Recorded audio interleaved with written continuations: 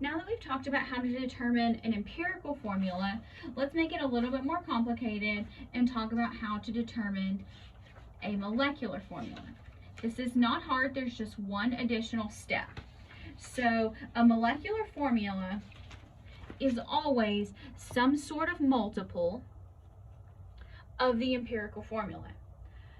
So in order to determine this, we need to know two things. So the first thing that we need to know is the empirical formula. We already know how to find that, or maybe it's going to be given to us. It depends on the question. And then we also need to know the molecular weight of that compound. And we're going to use the molecular weight as something to generate what we're going to call an N number. So we're going to take the molar mass or the molecular weight, here I'll put molar mass so you don't get confused, of the compound, which is going to be given in the problem, and then we're going to add up the molar mass of our empirical formula that's either given in the problem or that we've calculated. So, and then we're going to divide them. Now, the compound always goes on the top and the empirical goes in the bottom. So this is going to be a multiplier, and then what we'll do here is we'll take this N number, it's going to be N times your empirical formula.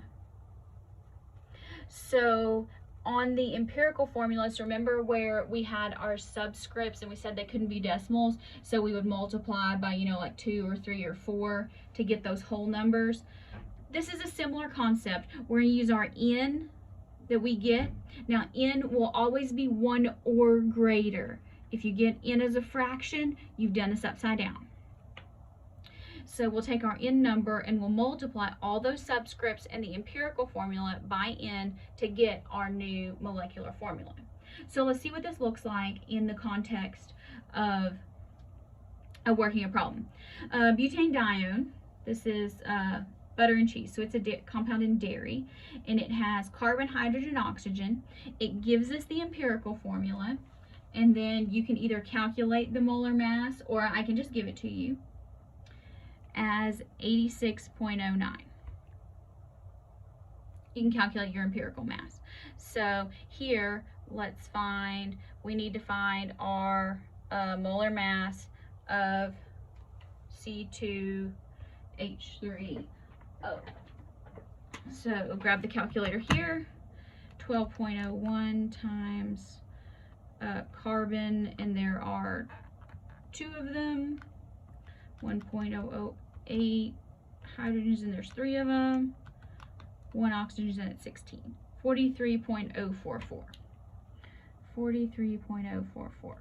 Okay, so now remember, we're going to put our molecular weight. I learned this is molecular weight over empirical weight.